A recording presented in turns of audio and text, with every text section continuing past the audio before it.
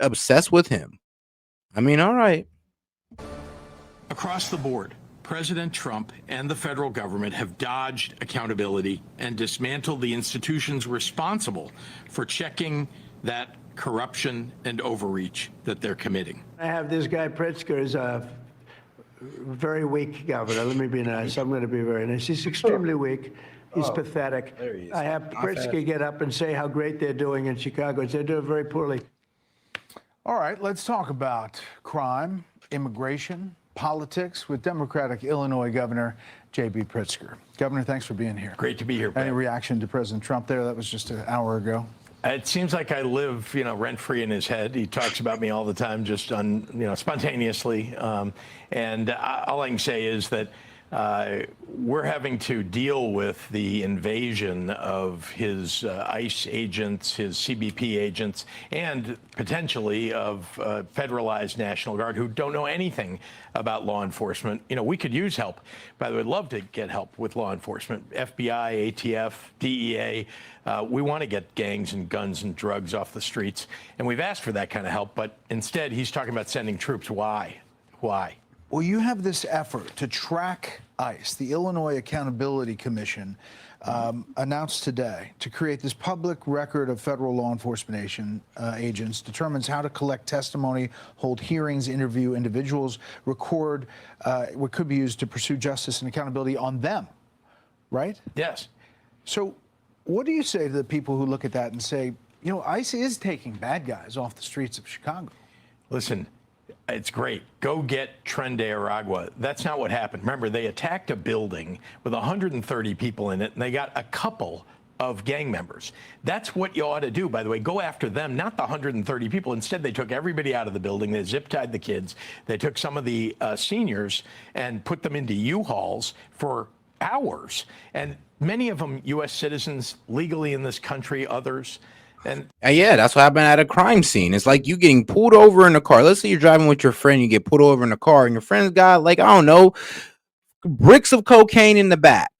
Now, what's going to happen after that, right? The cops aren't just going to let you go because they know it's not your car. No, at this point, you're at a crime scene, and they're trying to figure out where all this cocaine came from. So guess what? You're going to get detained. You're going to go down to the station. You're going to get held for about 24 to 72 hours while they ask you questions. And that's just how, honestly, policing works. That's just how investigations work. And the crazy thing is how Dems are trying to spin this into U.S. citizens getting kidnapped when it's a U.S. citizen just getting detained for being at a crime scene. They instead detained, literally dozens and dozens of people for hours. That is not the way you do law enforcement. But do you believe any illegal immigrant charged with or convicted of a felony should be deported? I think they ought to take the violent criminals and get them out of my state and get them out of the country. I absolutely believe that, but that's not what they're doing. They said they were going after the worst. You don't help them because you're a sanctuary state, right? No, we do. If you bring us a judicial warrant, we will bring you all kinds of help on the ground to go get the bad guys. That's what we want. We want the bad guys off the streets. What we don't want is for people to get racially profiled. That's what's happening right now. Earlier this year, Chicago police charged 2 illegal aliens with felony murder in the killing of a 63-year-old man who was found tied up in his home. They were from Ecuador and Venezuela. Both were caught and released at the Texas border by the Biden administration in 2023. One of the suspects was in custody, had been arrested in Chicago on January 12th for trying to lure children, but was released into the community with ICE's detainer request ignored due to sanctuary policy. Like, when somebody looks at that and says, that can't be a good thing. Brett, every person that gets held, every person that for probable cause, with due process, every person has a trial or has a hearing, and it gets determined whether or not they should be held in a jail cell or whether they get bail, right? Those things have happened all over the country. And I can tell you, at least in Chicago and in Illinois, when someone is determined to be a danger to the community, they are held. That's how it works. Now, did a judge make a bad decision? Maybe so. But to pick out the situation of one immigrant, I bet you could find U.S. citizens all across the country who committed a crime who also get out and then they do something bad. You were in an interview and you... Yeah, but they're supposed to be here, though. And the other one's not supposed to be here. So any crime they do is a shame because They weren't supposed to be here in the first place, aka that crime would have never happened if they weren't here breaking the law. If an American does it, well, they were supposed to be here, so it is what it is.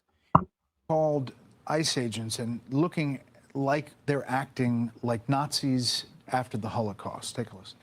What I'm saying is that this is how authoritarian regimes do it. They create these kind of fake ideas that there's an enemy out there and it could be sitting next to you at one of these tables. This kind of language, fascism, Nazism, it's permission. We went to war to destroy the Nazis, to overcome fascism.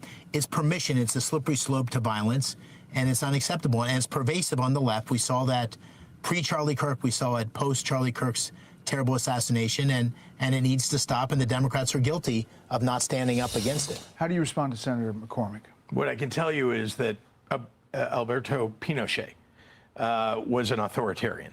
There are lots of authoritarians that I could point to. It happens that I know best because I helped build a Holocaust museum sitting next to Holocaust survivors about what the Nazis did in those early years. No, I understand that. I'm not but talking about the Holocaust. I'm talking about agents. what they were doing, taking away people's rights, arresting people, asking them for papers. Early on in an authoritarian regime, wherever it is in the world throughout history, this is what happens. It's the beginning of something very bad for our country, especially a constitutional republic. To his point, in this environment, you're demonizing ICE agents. If some ICE agent gets killed, and we just saw an assassination attempt down in Dallas, isn't that not something that we should be really talking about like that? The thing that we're demonizing is when ICE agents aren't following protocols. They aren't. No, they are following protocols. You just don't like it and you're lying. I mean, this is the disgusting type of lie because it's honestly, you can easily prove this wrong. One, if these guys are getting locked up and if these are, well, not locked up, but if these U.S. citizens are getting detained for 72 hours, it's all good. You can't sit there and complain just because a U.S. citizen got detained during a crime scene. Just like when they came down and busted on that apartment complex full of illegals, yes, everybody in there is part of it now. Everybody in there, they don't know if they're a collaborator. I mean, they don't know if they're the guy who smuggled them in. So everybody's getting arrested. Everybody's going to get detained until proven innocent. And usually you got 72 hours to do so if you're the police, or you got to release them. And that's just the way it works. So I'm sorry if that upsets you guys, but that's just the way investigations work. Acting like law enforcement should act. They're instead literally racially profiling. We've seen it. All you have to do is go online and look at some of the videos. Just to be clear, because I think many people that are listening maybe haven't seen that before. I mean, it's not really racially profiling if just majority of the illegals just happen to be, well, Latin Americans. Happen to be Hispanic. It is what it is, bro.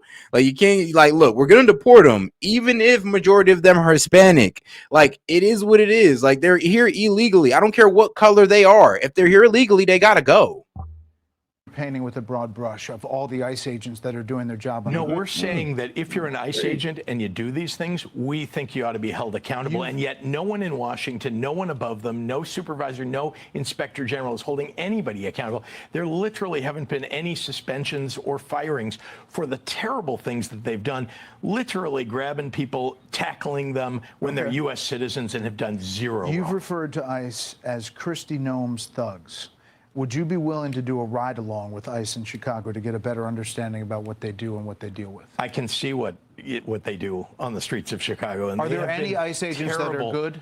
ICE agents that are good? Of course. The problem is who's holding the bad ones accountable? Because the bad ones, frankly, are the ones that we're seeing all the time. And then you have Bovino. No, those are the guys there is no bad ICE agents. You guys just film these guys and you start yelling at them. And then you assume that they're bad because they're arresting somebody that, well, I guess that you don't want to be arrested. Like that one white lady, the fat white lady that got arrested for throwing something at ICE. But they didn't film that. They just filmed the part where she was getting arrested. So what bad ICE agents? Like I'm pretty sure there are some, but hey, the examples you guys are showing us, those aren't examples. Those aren't good examples. On Fox News saying, oh, they're very professional. They're doing everything by the book. Why does Chicago have the highest murder rate of all the big cities?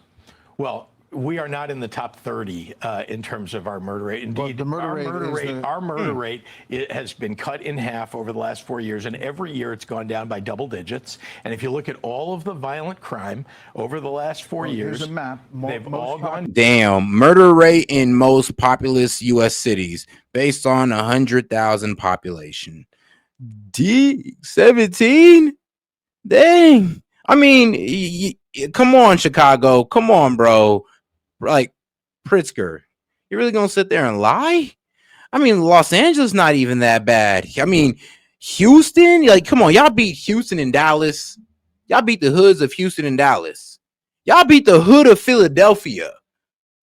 Like, that's really tell you something. See how blind they are? They really just don't want to admit that they suck at running, highly populated cities. Down. U.S. cities, 17.47 per 100,000 population. Chicago is number one over Philadelphia, Houston, Dallas, San Antonio, Phoenix, Los Angeles, New York, and San Diego. Yep. What I'm explaining to you is you're when you talking want to about fight violent crime. crime.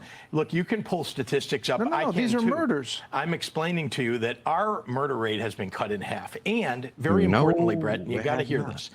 What about the murder rate in Chicago? Because if you're talking about all of Illinois, I mean, sure, but what about Chicago specifically, like the city of concern? Importantly, we've been doing the things that are necessary to bring crime down, right? We've invested in community violence interruption. We've invested in police. I've added more state police than any governor in quite a long time.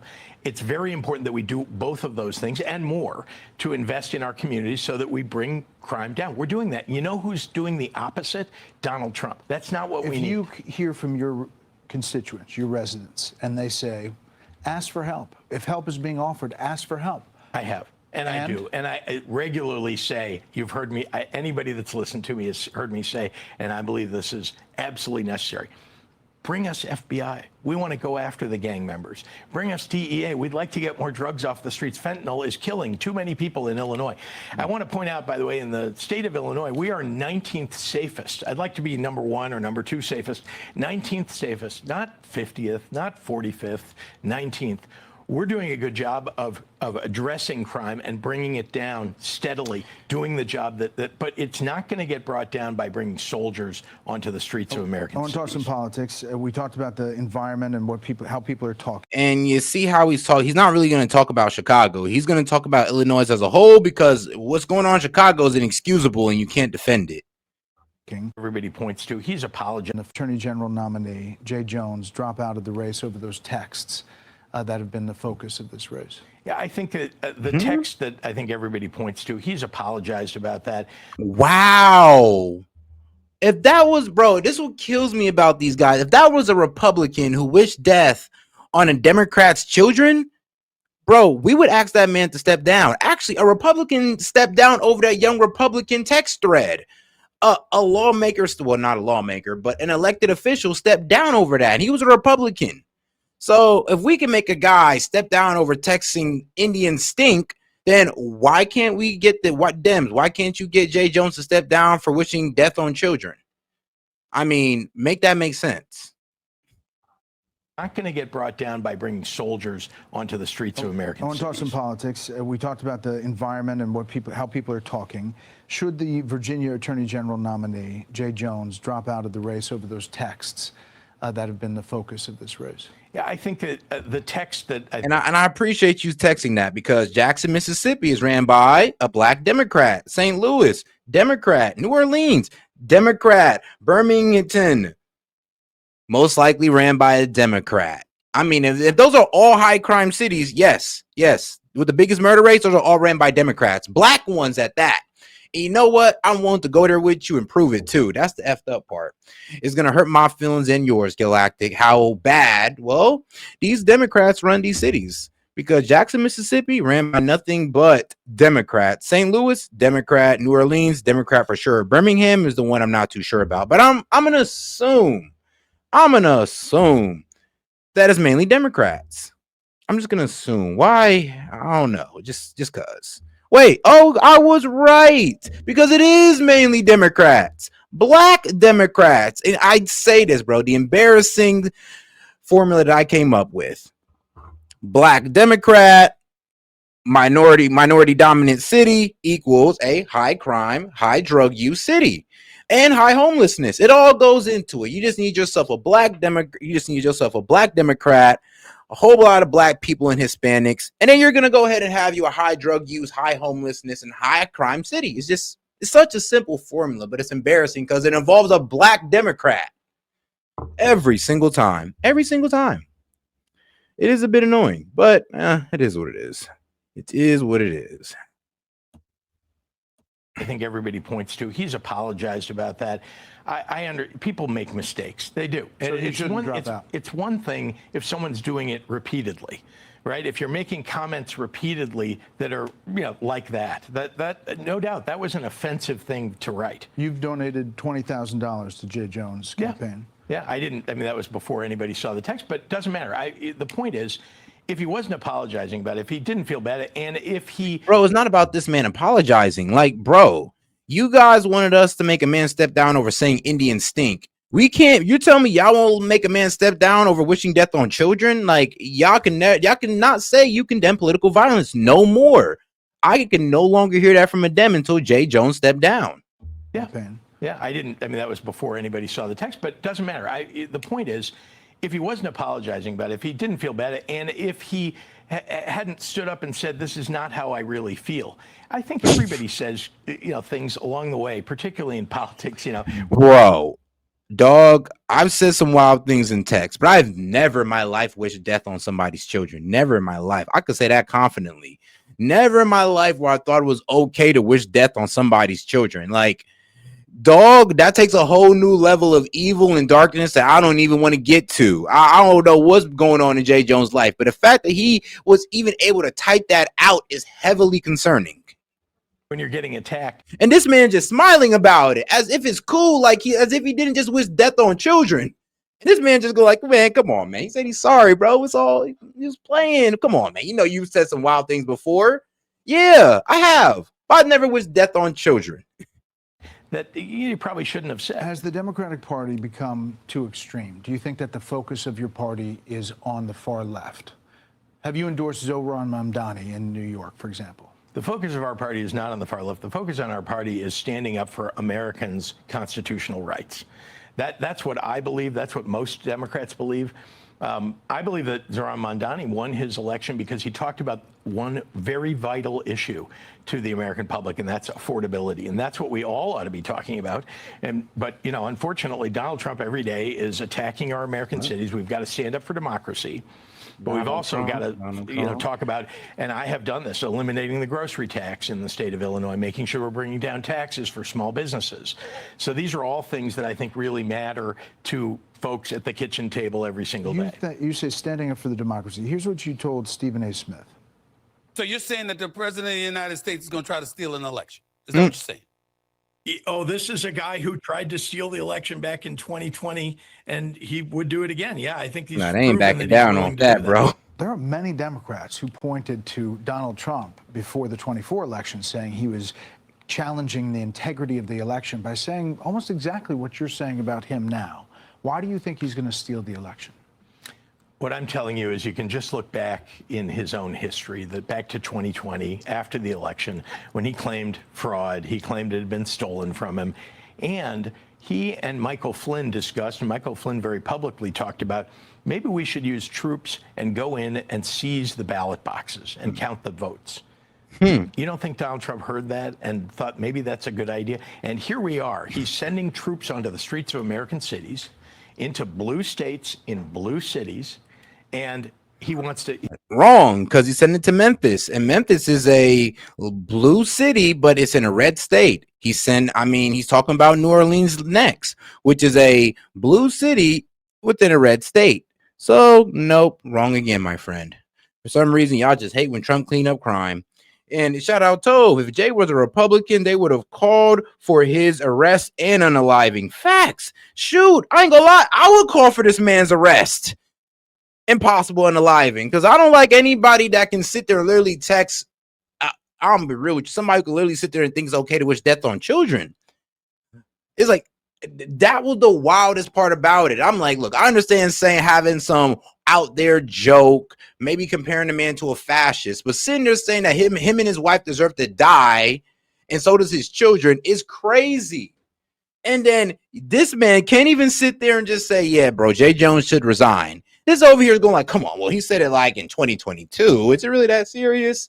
Yes, is that serious? Because if it was a MAGA supporter, if it was a Trump supporter or a Republican, you guys would be asking for that man's head on a stick. And we would agree with you. He's calling it about And you crime, don't but think that's by not at all saying what it's this now that you are somehow challenging the integrity of the next election? No, he is challenging the integrity of the He next hasn't said election, anything. but yes, he is challenging the integrity of the next election by sending troops into our cities. What? That's what I believe this is about. It isn't about fighting crime. He said he's going after the worst of the worst. That is not what they're doing. They are literally going after black and brown people because of the color of their skin. The worst of the worst. If ICE is getting the worst of the worst off the streets, is that a good thing? Yes, anybody that they get that is worst of the worst is a good thing, of course. But you remember, they're bragging about the fact that, 60% of the people that they're stopping have done something wrong. 40% are being held, detained. These are U.S. citizens, people legally in this country. The economy, Illinois, property tax, most recent was 23, but it's highest in the U.S. Gas tax, second highest. They don't Corporate care. tax, third highest. Sales tax is down to 13. Do businesses want to stay in Illinois, and do you think that the Illinois economy is doing well? Let me say this. When I took office from a Republican governor, everything was going the wrong direction, exactly what you're talking about, right? So when I took office, we had to address all of these things. So we're moving in the right direction. And indeed, we've attracted more businesses to the state of Illinois. We have more people employed in the state of Illinois than ever before. Things are going the right direction. I can't solve all the problems at once, that's for sure. I can tell you that with regard to property taxes, the biggest problem is... I mean, notice how he talks about Illinois and not talk about the problem in Chicago. And I mean, let's be real. I mean, look, you got red districts out there holding your crime rate down. So you might want to thank your conservatives. Most of your property tax bill comes from paying for schools. Two more things. What's the best thing that President Trump has done since being in office? Nothing. Well, that's a good question. I think, look, one thing I can say is that I asked President Biden and wrote a very public letter to deal with some of the problems at the border. We were seeing, tens of thousands of people being sent by Governor Abbott to Chicago, and we weren't getting any help really from the federal government. Here's what I would say. Since President Trump has taken office, we don't have the problem that existed before with people coming across the border. What I would suggest, though, is there's one more thing he could have done. He took control of the Congress. He's got control of the judiciary. He's got control of the White House. He could argue that have the judiciary pushes back all the time, but go ahead. the Supreme Court. Let's just say this. He could have proposed comprehensive immigration reform and gotten it passed. He could have done that. He hasn't done that. Why? Why does he want to send troops in? Why does he want to send ICE and CBP in? Why not get immigration reform in place that we can all rally around? Look, I like that we have Because if it was up to y'all would let every illegal stay. So I'm sorry, but no, we can't trust people who honestly don't even want to uphold the immigration law now. So whatever new parameters we set, what makes you think we believe y'all to follow them? You won't even follow the ones now. You won't even follow immigration law now, but you want us to trust you to make reforms? Like, come on now, dog. That don't even make sense. Right? You don't have a country if you don't have borders. But let's deal with immigration with an actual bill that Democrats and Republicans can rally around. We've seen it before. It's been done before, but it's been 40 years. Let's finally do it. Are you considering running for president? I'm running for re-election as governor. I appreciate the question. I'm always flattered by that question. But honestly, I love the state of Illinois. I'm going to do whatever's best for the state of Illinois. Last thing. The dealer has a 2. You have a 16. That's the debate everywhere. No, I mean, Were you proud or embarrassed of announcing 1.4 million of Oh, neither one. It was just I did what anybody would do if you're telling the truth, right? You pay your taxes. I got really lucky. That's what happened. It's like somebody who won the lottery. You get really lucky. You're going to pay your taxes on it. Governor, we appreciate you coming by and taking tough questions and answering them. We'd like to have you back. Thank you. Good to see you, Brett. Appreciate it. I mean, yeah, he took tough questions, but I mean, Brett, he a nice guy. He did not push too hard back on him. So I'll give him that. All right, here, let's go ahead to the next video. Keeping it on the right side of media. Let's get right into it. On the government shutdown by the time you return from your trip to Crap. Actually, you know what? We actually do got to start conspiracy hour. But I'll go ahead and get that started while this video plays to out. have it resolved by the time I resume? I don't know. I said long ago we shouldn't have been in this problem. This was September 28th. It came due in Biden's regime, and before the election, September 28th, and they pushed it off into the future. And I was running when they did that. And when you're running, you know, but I did say, what the hell are they doing? That and debt ceiling. You know, they also pushed the debt ceiling past the election date. So that would mean the next president has it. But I did say that I think the Democrats have gone totally crazy. And you don't know what they're going to do because they don't care about the people. They don't. I really think they have no leadership. They have a lot of very low IQ people. Jasmine Crockett is a low IQ person. A lot of them are. I don't want to insult too many of them, but a lot of them are. They have no rudder. I don't think they know what they're doing right now. You know, they've never done this before. They always agreed to go and, you know, called an extension. Let's do an extension and talk. Even today, look at what happened today. They wouldn't even. They don't want to pay the people that have worked, and you know this was supposed to be this was a test, and they wouldn't pay the people that have been working. They said no, we don't want to pay them. This is all the Democrats. Now all we need is 5 Democrats, and I know a lot of Democrats that are saying they're more than 5. Probably not that many more than 5, but they're more than 5. And all we need is